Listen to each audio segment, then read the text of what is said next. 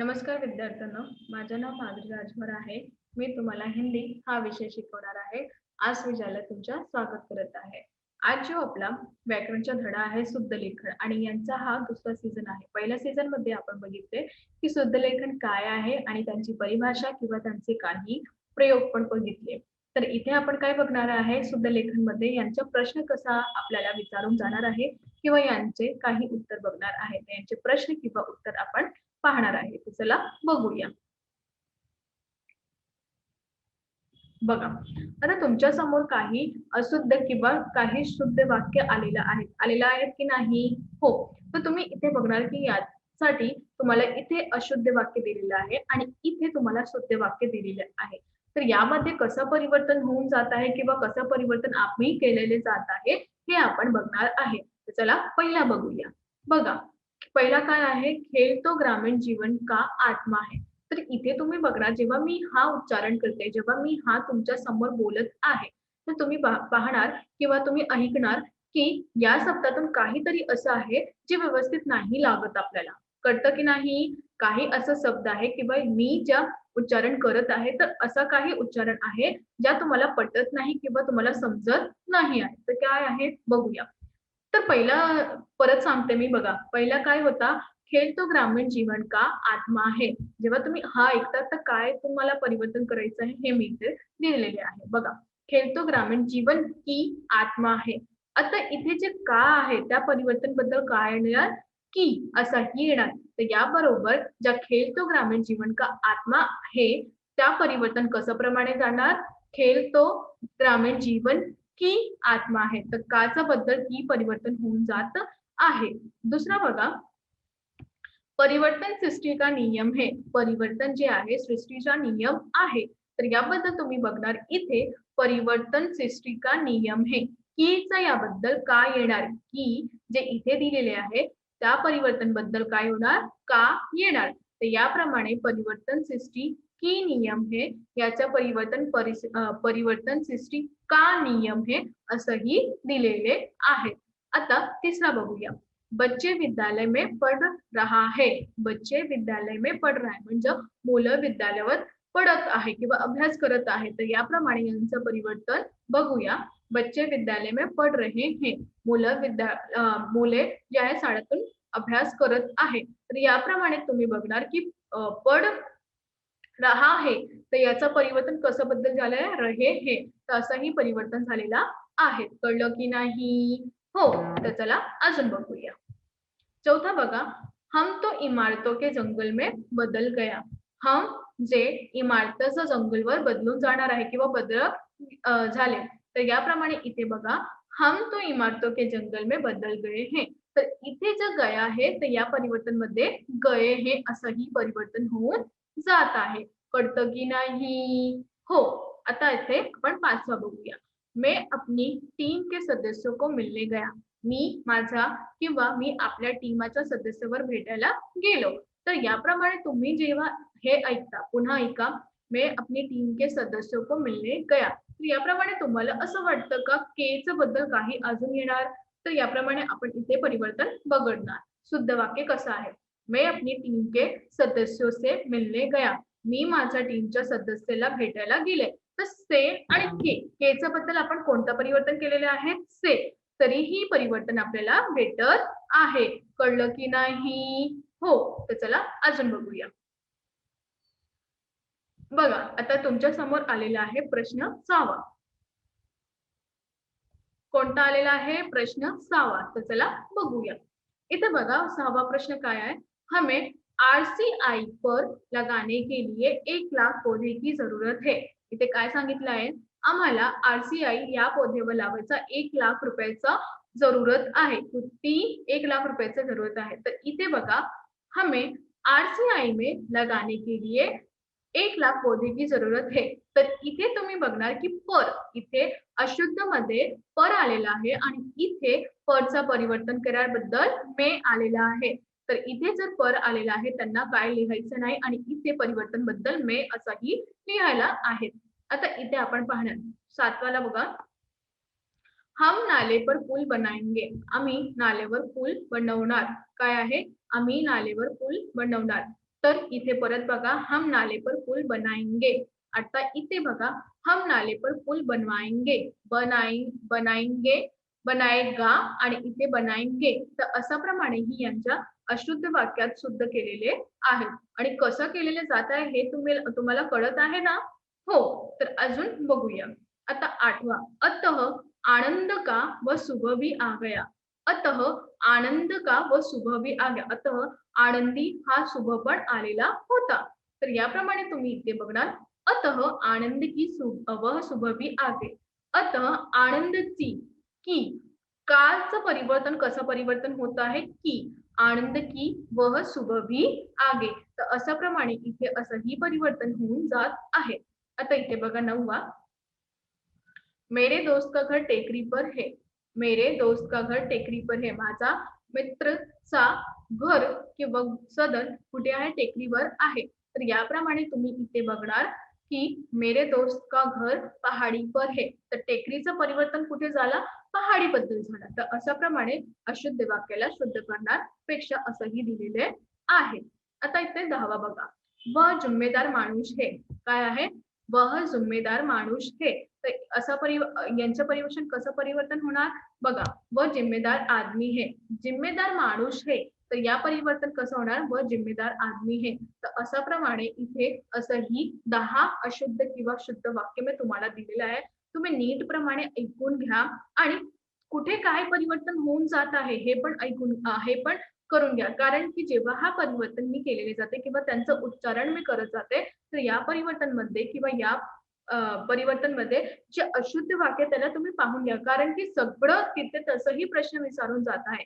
तर जेव्हा तुम्हाला हे सगळं व्यवस्थित प्रमाणे तुमच्या मनात असणार किंवा तुमच्या डोक्यात असणार तेव्हाही तुम्हाला अजून जे कुठेही प्रश्न असं विचारून जाणार आहे ते तुम्ही सतत प्रमाणे त्यांचं उत्तर पण तुम्ही लिहायचा.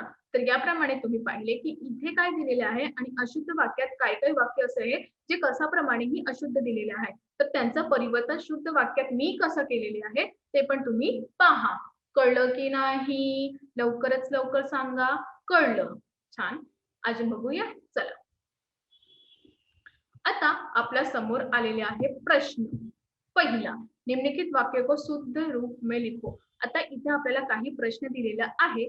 त्या वाक्याला आपल्याला शुद्ध करून लिहायचं आहे. जे प्रश्न तुमच्या समोर दिलेले आहेत त्यांना आपल्याला शुद्ध करायचं आणि लिहायचं आहे. बघा पहिला कनिष्का ने बड़े सावधानी से कैमरा निकाला. कनिष्का याने खूपच सावधानी से कॅमेरा काढली. पण बडे काय सांगितले बडे. बडे म्हणजे इथे आपण म्हणणार की मोठे. तर याप्रमाणे इथे यांचं परिवर्तन कसं बदल होणार हे आपण पाहणार. बघा कनिष्का ने बड़ी सावधानी से कॅमेरा निकाला. तर इथे जे बडे आहे त्यांचं परिवर्तन कसं बदल झाले बडी. कसं झाले बडी. तर याप्रमाणे इथे काय आहे कनिष्काने बडी सावधानी से कॅमेरा निकाला. कनिष्का यांनी खूपच सावधानीतून कॅमेरा काढला. तर याप्रमाणे बडेचं परिवर्तन बडी मध्ये केलेले आहे. आता आपण दुसरा पाहणार. बघा मामा मामी जी बहुत खुश था. मामा मामी जी बहुत खुश था. आता इथे आपण परिवर्तन कसं बद्दल केलेले आहे ते आपण पाहणार आहे. बघा मामा मामी जी बहुत खुश थे.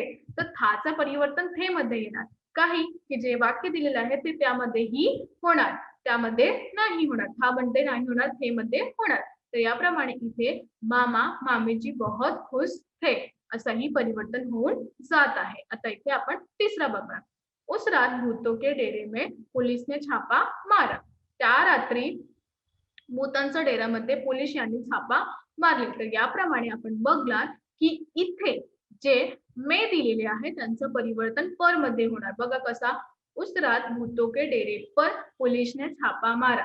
मे आणि इथे पर परिवर्तन केलेले आहे. तर याबद्दल असंही परिवर्तन होऊन जात आहे. तुम्हाला कळत आहे की नाही? हो. तर अजून बघूया. आता इथे बघा चौथा प्रश्न. गांव वालों ने हवेली में बसा भूतों को देखा तो चकित रह गए. गाववाले यांनी हवेलीतून जे भूत बसलेला होता त्यांना पाहिले ते खूपच चकित झाले.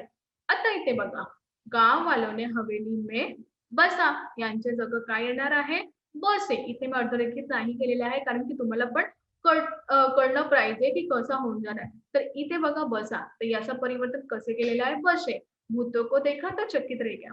तर बसाचे परिवर्तन बसेमध्ये केलेले आहे. तर याप्रमाणे असंही परिवर्तन होऊन जात आहे. आता इथे बघा, हम तुम्हें कड़ी सजा दूंगा. काय आहे? हम तुम्हें कड़ी सजा दूंगा. तर याबद्दल यांचं परिवर्तन कसं आहे? हम तुम्हें कड़ी सजा देंगे. तर दूंगाचं परिवर्तन कसं आलेलं आहे? देंगे. तर हा तुमच्या अशुद्ध वाक्य आहे आणि हा तुमच्या शुद्ध वाक्य आहे. तर असा कसं करायचं हे तुम्ही पण समजून घ्या. तुम्हाला कळत आहेत की नाही ते मला सांगा. काय? कळत आहे? छान.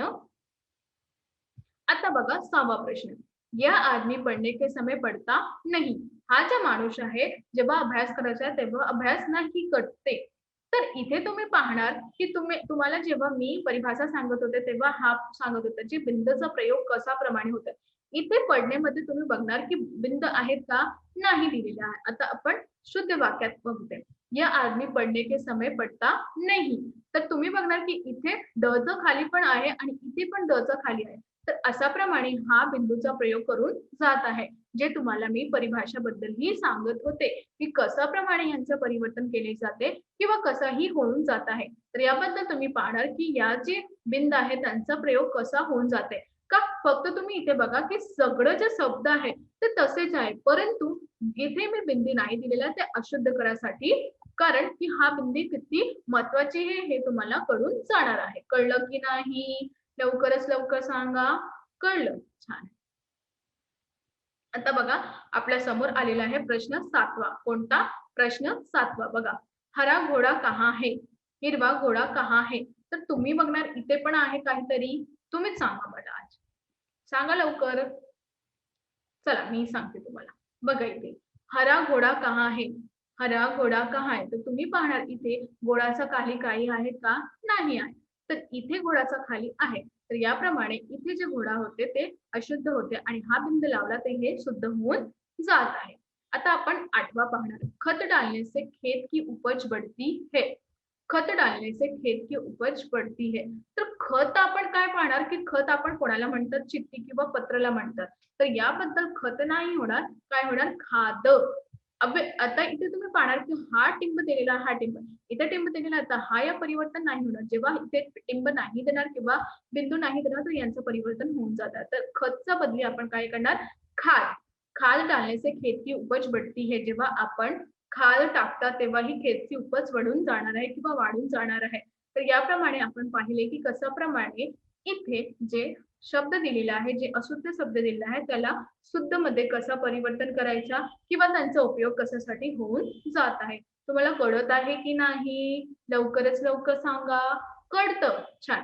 तर या प्रकारे तुम्ही पाहिले की यांचं अशुद्ध वाक्य जे आहेत ते शुद्ध. यामध्ये आपण तुम्ही पाहिलं की याबद्दल कसं प्रमाणे करून जात आहे की जे खत आहे त्या खतमध्ये कसं रूपांतरण करून जात आहेत त्यांनी कशा प्रमाणे करून गेलेले आहेत. कळलं की नाही? हो. इथे बघा 9वा. शांता साइकिल में सवार होकर विद्यालय जाती है. शांता साइकिल में सवार होकर विद्यालय जाती है. आता इथे बघा.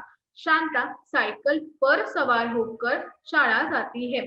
तर तर तुम्ही पाहणार इथे शांता सायकल पर सवार होकर शाळा जाती. तर इथे जे तुम्हाला में आहे आणि यांचं परिवर्तन पर बद्दल आहे.